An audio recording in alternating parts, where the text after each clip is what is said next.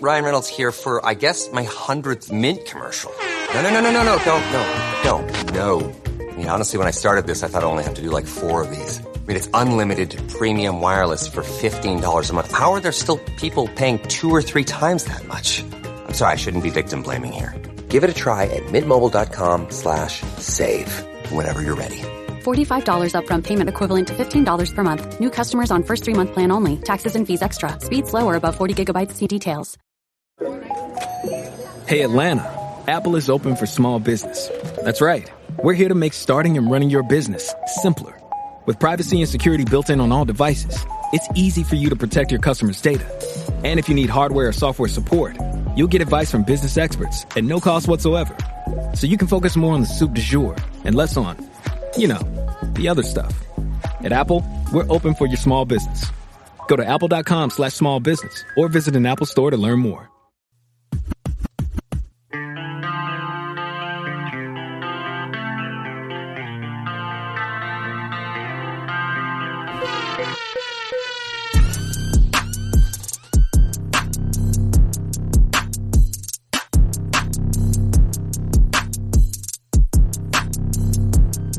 It's Fit Nation. It's Fit Nation. It's Fit Nation. Awesome.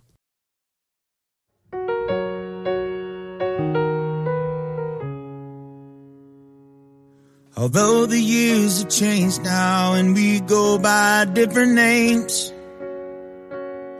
I remember the sound of our roof in the rain, and my mind goes back in time to a place so far gone, where the love we left behind us was still new. We were listening to a record on the end of your bed, not giving thought to where it was all going. And I wished right then and there so badly I could read your mind, just so I could know the things that you were knowing. I believe, yes I do, the hardest part is always leaving love behind. I believe, yes I do, that everything we lose will be a gift in time. But the hardest part is leaving love behind. When it was time to say goodbye, those words came down like stones. I admit for so long after, it was hard to feel at home. We would hear the highway song shifting down in the night. I was grateful that the echoes broke the quiet. I believe, yes I do, the hardest part is always leaving love behind. I believe, yes I do, that everything we lose will be a gift in time. But the hardest part is leaving love behind.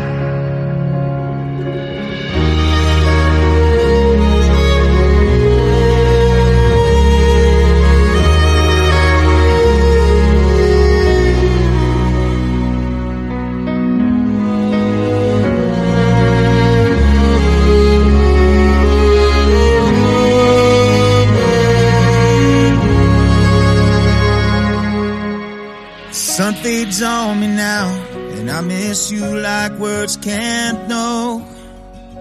And I miss my shot at dying young a long time ago.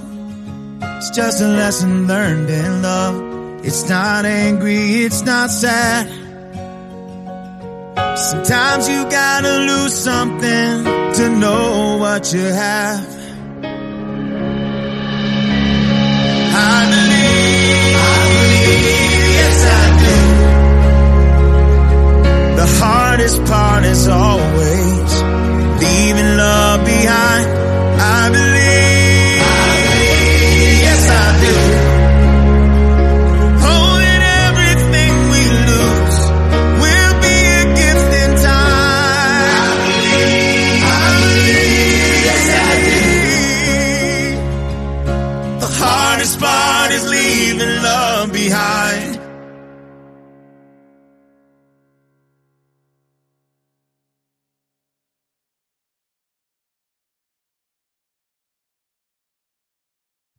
All right. Welcome back to the Misfit Nation. If you are a veteran and you are struggling or feel like you are leading a path towards the darkness, stop and think about those who are around you. Think about how they truly value you, how they will miss you. You are not alone. You need to talk to someone. Someone will listen to you. If you feel like the problems you're having inside your head are a burden to someone, or you're embarrassed to talk to your friends and family, call the anonymous hotline at 1-800-273-8255 and press option 1. Don't make a permanent solution to a temporary problem. If you're a new listener, thanks for joining us. Please subscribe to our show on your favorite podcast apps, to include the Military Broadcast Radio app, and check out our family of shows. They're all hosted by awesome veterans. Don't forget to subscribe to our YouTube channel at _Misfit Nation. It's _Misfit Nation. Subscribe and click the bell. This will keep you up to date with our latest news, episodes, and of course, the stories of our guests. Speaking of which, our next guest guides leaders in transition who are unclear to go from fear to fired up. Through her renowned Spark Your Alpha system, her audiences and clients experience more confidence, amplified emotional intelligence, and the spark that ignites their alignment to their purpose. As the CEO, Chief Excitement Officer of Sparks of Fire International, she hosts the Power of Investing in People podcast, is the author of How to Get Your Voice Back, is a certified fearless living coach and trainer, and the co-founder of the Fire Starters book project. So without further ado, let's welcome Shā Sparks to the Misfit Nation. Welcome. Oh, thank you for having me. I'm excited to be here. I'm glad we're able to connect, and we're only about an inch and a half away on the map from each other, but in real time, it's a long drive, and this Zoom helps us stay together and keeps us close together in this world that we live in now. So if you don't mind, Shā, tell us a little bit about your story from as far back as you want to go to where we are now. Oh my. Well, I was born in I'm sure everybody says that, right? They always start with that stupid joke. Born someplace. I was born somewhere. No, so I, about 13 years ago, got out of an abusive relationship and started to peel away the layers of the onion that I am, that we all are, and heal each layer one by one. And that really sparked a lot of curiosity in me. And I will say it sparked the path that I'm on now, because I am now, like you mentioned it before, a certified fearless living coach. Before this, when I was peeling away the layers, I was just, what I say is crawling through molasses is how it felt. I was just trying to figure out who I am, what I wanted, where I was going, what I was doing. And I was just trying to heal. I had been in survival mode my entire life up until then, and I didn't even realize it. And so once I was able to get out of this relationship, it just seemed to be an opening, an opportunity for me. So as I started to heal, I started to change the way I spoke to the people around me, especially my dad. And my dad was drafted to Korea in the Vietnam War, and he never talked about it. He told us the story about 6 months before he passed away. And up until then, my whole life, I thought he had enlisted. I had no idea that he was drafted. Wow.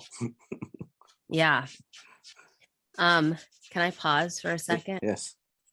Can you hear the cat? Yes. So I was wondering, I thought it was my side. Okay. So, okay, we can pause, and the cat's not going to stop, I'm afraid. So it's just light in the background. It's all right. Okay. I say, let me put in my earphones and I can. Thank God this isn't live.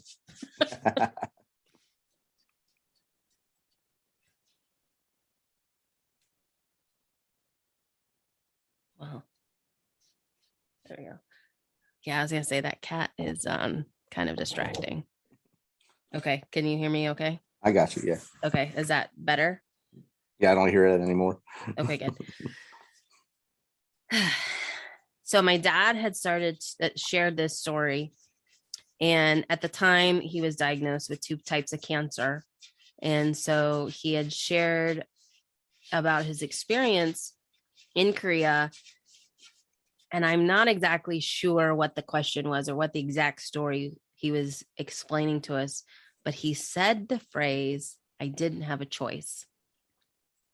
And when he said that, those words like permeated my soul, because I thought, wow, how many times have I said that to myself? When I was in that relationship, I literally thought, I remember thinking, I don't have a choice.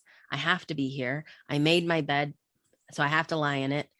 And I didn't think I had options. I didn't think I could choose something different.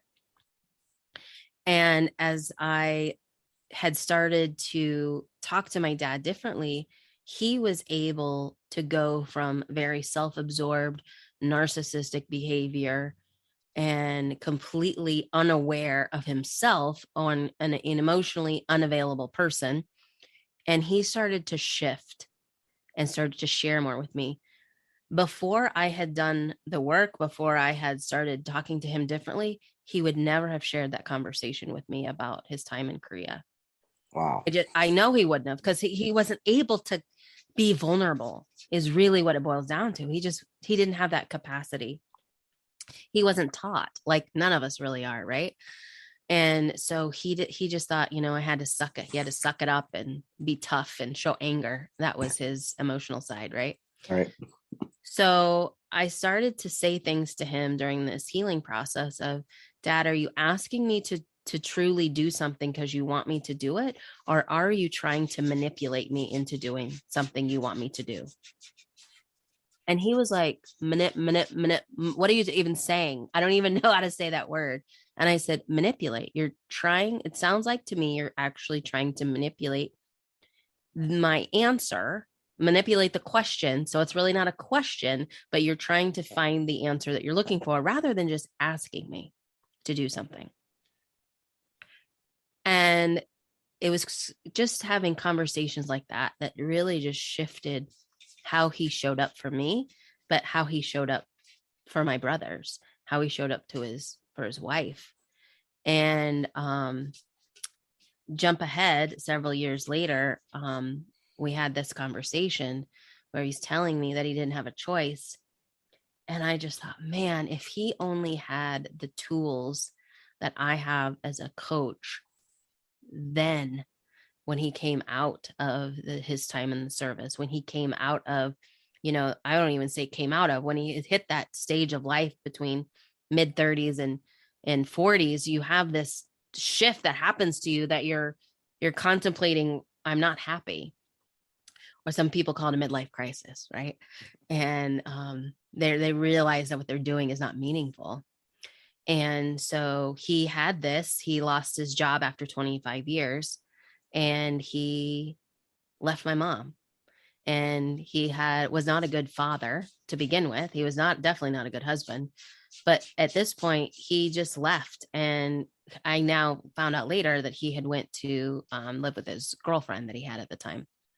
So we had this whole like double life that was going on, rather than just being able to communicate and just being able to be vulnerable and share this what he was going through. He was unwilling to do that. So what ends up happening in my own life is that I just started realizing that when I change the way I talk to people, they respond to me differently, because they see that I'm being vulnerable. So it gives them permission to be vulnerable. So in the course of, 6 months after going through this healing process and peeling away the layers, I had probably 3 or 4 women who were in abusive relationships who just came to me out of nowhere. And I started helping them get out of their relationship, of things that I wish someone had told me. And going back to my dad, because that seems to how everything goes in my life, is everything goes back to your dad, right? When he was going to the doctor, going to the VA, he said to me, he had a spot in his lung, and he said, I have to go to the doctor. And I said, well, I'm going to go with you. And he said, you don't have to go with me. And I said, oh, I'm not giving you an option. I'm going with you, because I need to know answers that you probably won't ask, and you might not even hear because of whatever they're going to tell you. So I will go and take notes, and that way I know the best way to support you. And I think at that moment, he realized he had never had support before. Wow. Even though he had been married to my mom, and even though he was married for the second time, neither one of them knew how to support another person. And my dad didn't know how to support anyone either. Horrible. Wow. Yeah. Yeah. And so I started to go with him. And as you may or may not know, sitting in the VA is not pleasurable by any means. Not at all. And yeah, and I was sitting there, and we would have an appointment, and 3 hours later, we're still sitting there waiting. And I would take off, time for my business so I could be there, and I would make sure it was an all day, because I never knew how long we were going to be there. And I'm just sitting there soaking the scene in of this packed waiting room full of veterans who are just waiting to see the doctor for whatever ails them, right? And they've been waiting for hours. And I'm thinking, these people served our country, and this is how they're treated. What's wrong with this picture? There's a whole lot wrong with this picture. And what's being done about this? And the answer is, I don't know, to be quite honest, but I'm willing to have that conversation. And I'm willing to have the conversation of, how can we help people in the military when they transition out? How can we help them find their purpose before they leave the military, so they're already set up with a direction to go when they go back to civilian life, and not just a direction, but they have skills and tools already set up, so they know, like you mentioned, the 800 number, they know that one, but they also have a community around them because they've taken time to set that up. Right. And so so my dad gets diagnosed with not just one, but 2 different types of cancers. Oh. And that was literally within a year of my mom getting diagnosed. And so my mom passes away, and then a month later, my dad gets diagnosed. And then 2 years later, he passes away. And I start a podcast called The Power of Investing in People. And I go to a podcast conference, and I meet this gentleman who asked me what I do as a coach. And I said, I transform trauma into treasure. And he said, have you considered working with veterans? And I said, well, that's funny you ask. They keep showing up in my life. I meet them everywhere I go, literally at any networking event, and there's a veteran in the room, I'm going to automatically somehow meet them. And I said, so that's interesting you say that. And he said, I think you would do really well in that arena. And I'm a very prayerful person. And so I just, said, okay, God, is this what you want me to do? Then, continue to open the doors, and I'll walk through them.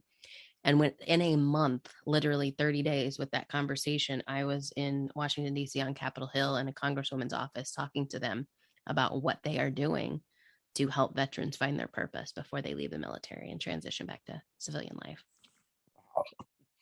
What year was that? 2019. Okay. Yeah. Wow. Yeah, but before the world changed, right? Yeah. We'll close a little bit. Yeah. So that's the long answer to how I got here. That's an awesome journey. Your early childhood, and then of course your adulthood with your dad, is a traumatic journey for you, just to find out the things that you found out about him and the way he raised you and the way he treated you and your mom. So I mean, that's one bad thing. Then trying to be the caretaker for the man who was not a very good person to you or your mom, that shows that you came out a lot better in the end anyway. You showed him you can be that caregiver at the end, and having to sit, and you said sitting in the VA waiting room with all the seats filled and everyone waiting. We used to have an old clinic here when I first retired, and you go in there and you just felt like you were dying when you walked in there. Yes. Because it was like dingy and dark, and everyone just looked like they were miserable. Now they opened a new one. It's wide open space. There's still people just sitting around. I believe some people just go there to hang out because they have a connection. But a lot of the people that are there now are there to give blood or something like that, a blood test and stuff like that. If they got to go for something big, they have to go all the way down to Nashville. But to your point of the transition and getting there, I asked you about the year because now we've had, I think, three interns in my office now. So their last 6 months in the military, they go through the career skills program, and they're able to sit and choose an industry they think they want to get into. So we've had 3 get with us. We're consultants, so DA civilians basically, and we retrain on post, and they come and learn how to train soldiers, and from the other side of it, not from sitting in the seat. So, and nice. It's 2 of them have got hired onto other firms, so it's working out pretty well. I love that. So when you said that's why I said a year, okay, yeah. So it's right. It lines up right when the CSP started to go in full strength. So that's great. I'm glad there's change. Maybe your foot on the throat of the congressperson helped out a little bit there. Yeah. Well, I would just want to say I'm an advocate, not a lobbyist. Okay. So don't ever put me in that category. Right. Your foot was next to him. Right. Yes. There's a difference between an advocate and a lobbyist, everyone. Yes. Advocate does that out of pure passion. The lobbyist does it for money. So. Exactly. So we talked about getting away from what you knew as the norm and everything like that. A lot of people have that problem, and veterans especially, like you said earlier, finding that purpose again. And they know what they've been trained to do. They know what they've learned their whole life. And then if they did a whole career, 20 years or plus, they know how to put a uniform on and lead and do that job. What do they know how to do on the other side? So that transition's hard. So it's leaving your comfort zone. How does someone step out of that comfort zone and say, hey, I'm going to jump into this feet first and tackle fear? Well, that's a really great question, and not that easy, right? Not that easy that's to 2 answer. In a row. That's not easy to answer. I mean, it's not easy to do. We'll put it that way. Right. It's easy to answer. It's not easy to do. So first of all, there's what I like to say about the comfort zone is it's all we know, right? So if you pretended that you lived inside a coffee cup, so I have my Bunker Labs coffee cup right here. Literally, if you pretend that you lived inside it, that's the comfort zone. That's all you know. So you don't know that there's a handle on the outside, what color it is, that there might be flowers on this side, there's options over here. You have no idea.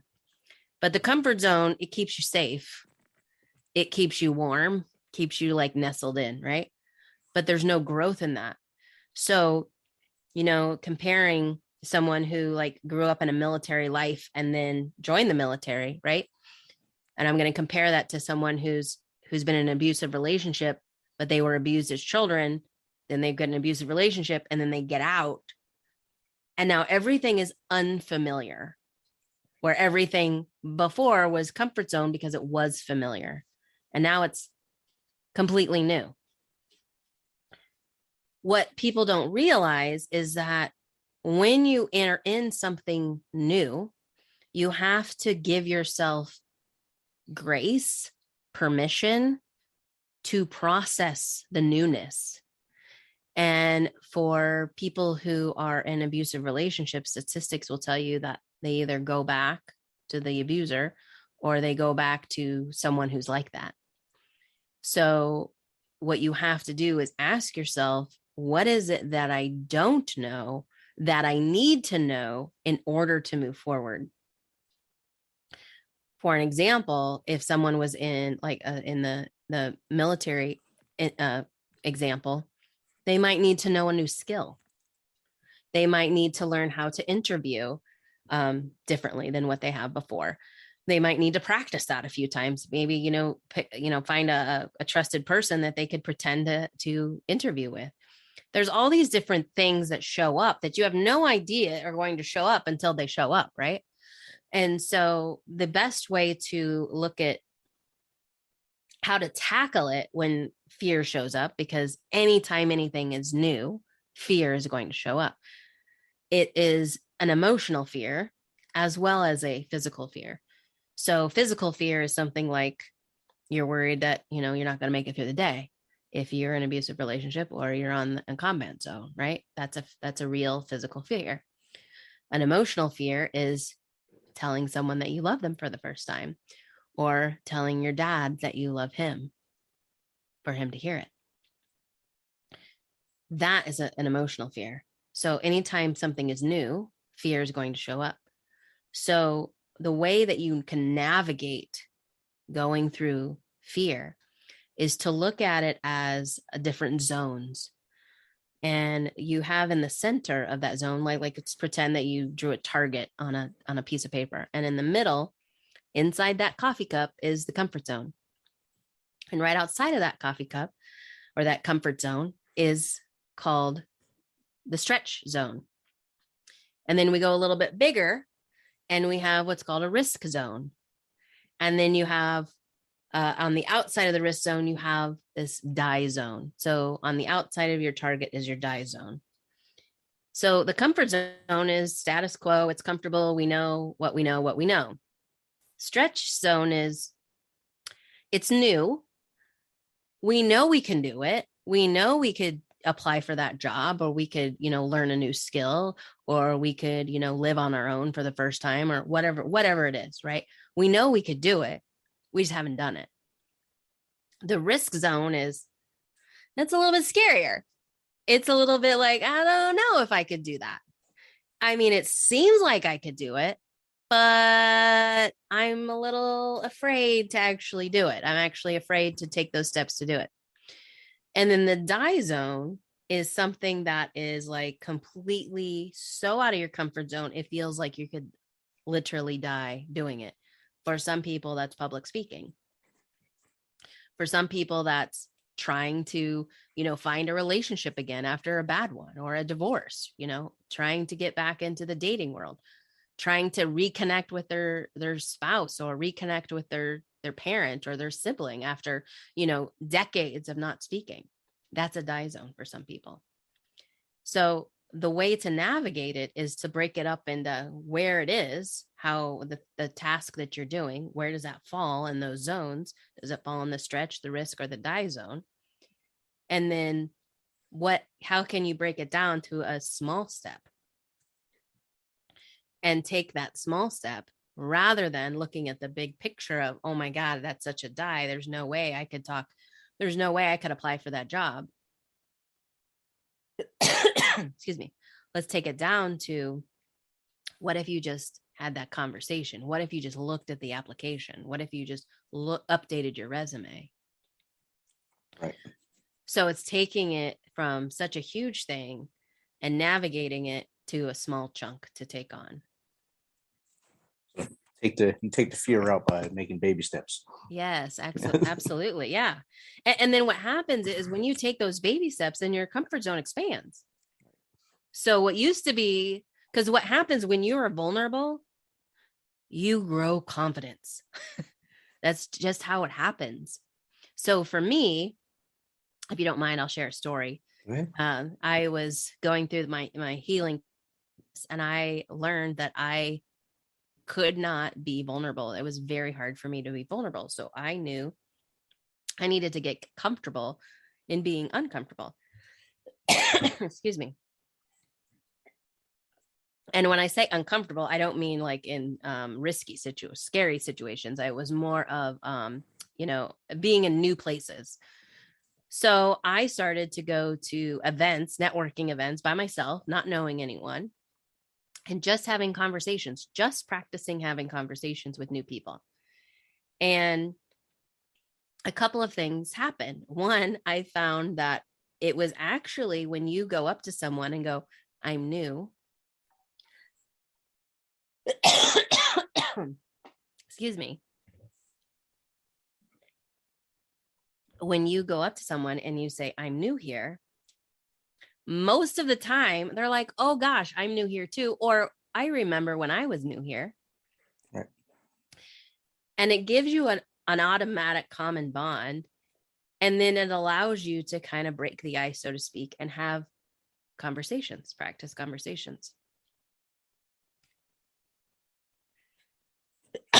Excuse me. I just got over COVID. So Oh, hopefully that's tea in the Bunker Labs cup helping you out. mm-hmm. Yeah, so let me get another cough drop. I'm so sorry. That's all right.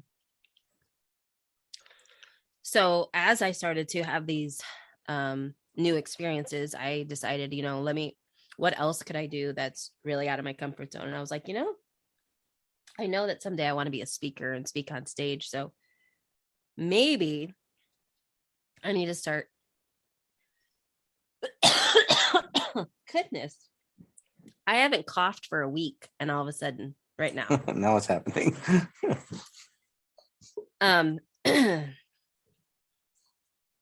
So I wanted to practice being on stage, practice getting comfortable being on stage. So I decided to take improv classes.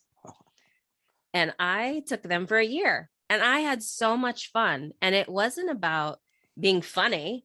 It was just about putting myself out there and learning to think quick on my feet and just being able to go with the flow and not have to control everything. And it was awesome. It was a huge learning experience for me.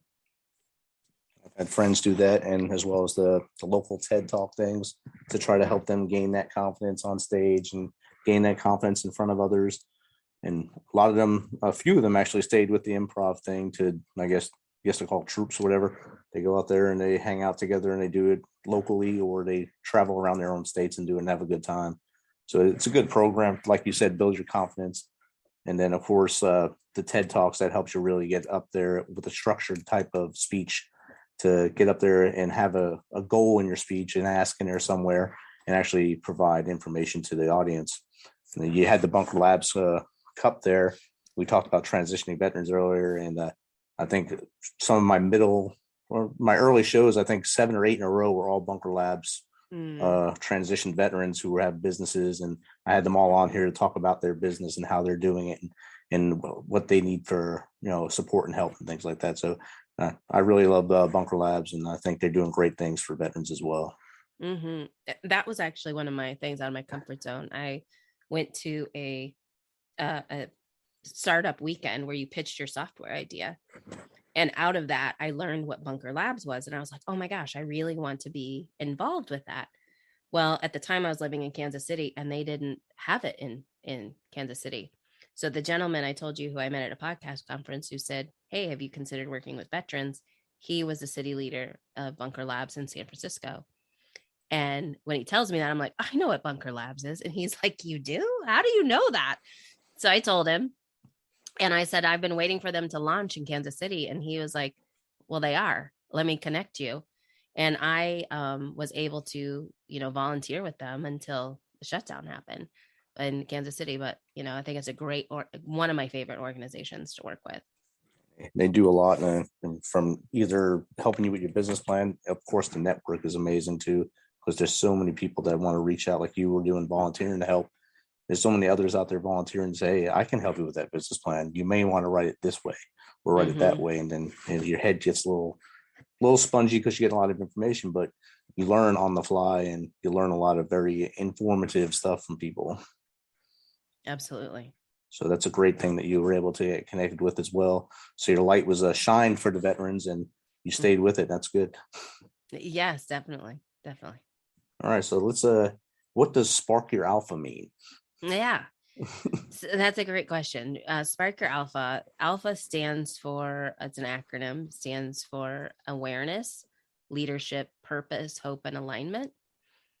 And I take you through a training on each one of those. And we go over awareness of self, but also awareness of your opportunities. Oftentimes we get so caught up in other people that we forget about being self-aware on what's going on with ourselves. But we also get so caught up in our goals that we get like we have blinders on, and we forget that there's all these things happening as we're on our way to our goal, that they're missed opportunities.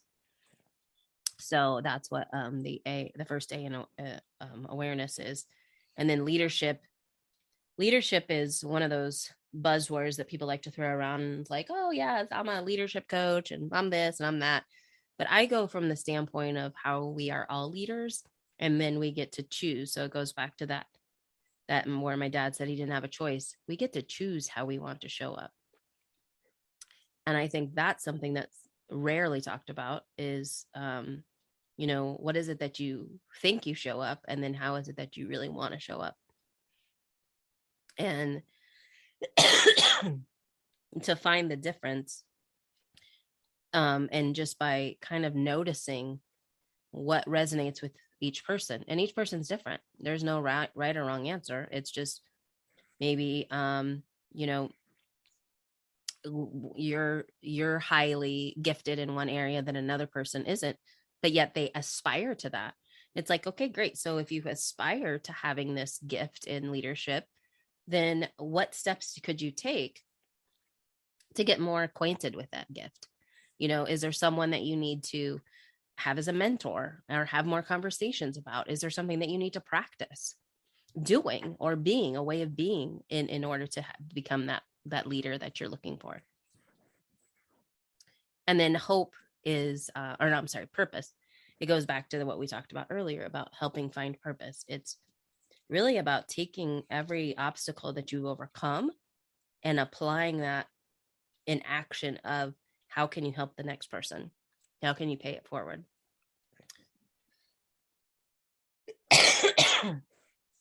I'm so sorry. And then hope is the opposite of fear. So when fear shows up, right, it's how can you have that aspirational hope to keep you focused to still go forward? So rather than have a goal, you have this aspirational hope in order to help propel you forward. And then the last A is alignment. When all of these things, awareness, your leadership qualities, your leadership gifts, your purpose, your hope is there, then you're in alignment. And what does alignment feel like to you? And how do you know? And what happens when you're in alignment? And so we kind of talk about, we bring that piece in. And then it's more like you're in the flow. And then how things start to just automatically appear. Like, for instance, with the opportunity to be on Capitol Hill. It was just a series of conversations. I didn't guide anything. And all of a sudden, so that's how I knew I was in alignment, because things just kept, one conversation led to the next conversation, to the next, to the next, to the next. The stars aligned, and there you were. Yeah, exactly. Standing next to the congressman, not stepping on the congressman. Yes, exactly. Make sure we clear that up again. Exactly. So, Shā, if you could give advice to the transitioning veteran or military person as they're coming out, a couple pieces of advice for them as they come out, whether they want to pursue a business track or pursue a career track, what would that be?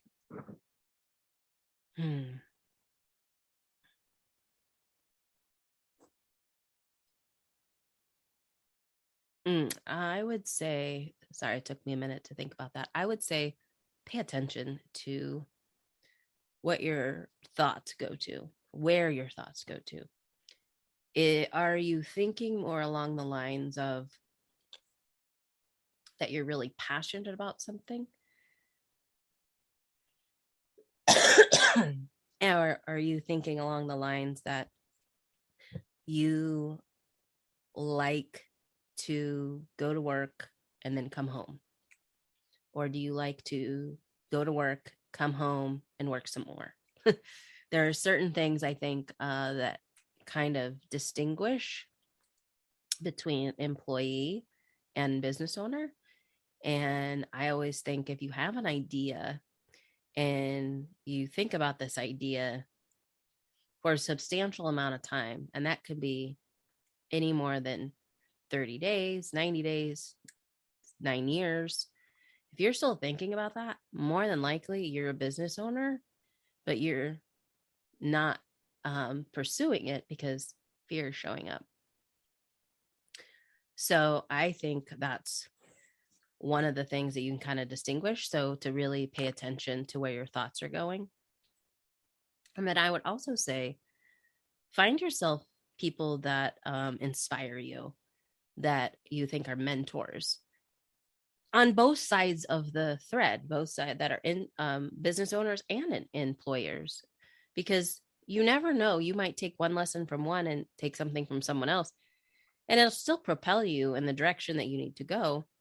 But it might not be, one specific one, but find people that inspire you, and then start to notice. Again, it goes back to that pay attention. Pay attention to what qualities inspire you about that person. Because oftentimes we look for someone that we think are up on a pedestal. We're like, oh my gosh, that person has this, this, and this, and they do all these amazing things. But then once you really start to describe them, you realize, well, most people don't realize, but once you start to describe them, I want you to hear that what you're really describing is yourself, because we are a mirror of what we see in others. So pay attention to your thoughts, find a mentor or find someone that inspires you and have conversations, and then pay attention to those traits that inspire you about those people. Awesome. Great bits of advice there for either track if they were going on to start a business or start the new career. Thanks for sharing that with us. And Shā, how does someone get in contact with you to either sign up for your coaching or have you come on their show or just to chat with you? Yeah, absolutely. So you can go to my website, shasparks.com. It's SHASPARKS.com. And there is my social media links on there. You could also go to any podcast platform and listen to my podcast, The Power of Investing in People with Shā Sparks. And I just kicked off season 6, and in the beginning of the season 6, it will tell you that that there's a Calendly link in the show notes that you can connect with me on there. There's a link that you can connect with me on there, and it's anything from coaching to heart and mind fitness, things that I do, trainings, speaking, and veteran resources. So you can always connect with me. It's a Calendly link, and we can have a conversation on how I can further your process. So, yeah. Awesome. Thank you. And I'll make sure that I put that in the show notes as well, so people can easily press the button instead of having to listen and write them down. It'd be good for them. Yes. So I've been saying your name wrong the whole show. So Shā, thank you for being on and being patient with me and messing up your name the whole show. But again, thank you for taking some of your time to share your story with us. It's much appreciated. The Misfit Nation have really enjoyed it, and have a great day. Oh, thank you for letting me be here. No problem.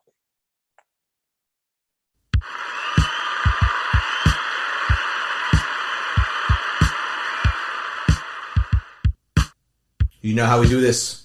Thanks for taking some of your time to spend with us on Fit Nation. Be sure to hit that subscribe button and share the link as much as possible. If you want to, please become a supporter to help us carry this thing on. We appreciate you. If you know someone that brings that energy, has a great story, is an up-and-comer in any industry of music, in the arts, have them reach out to us on themisfitnation.com. We will get back to them within one day and get them on here so they can share their story with the world. As always, till next time, be humble, stay hungry, and keep hustling, because we are Fit Nation.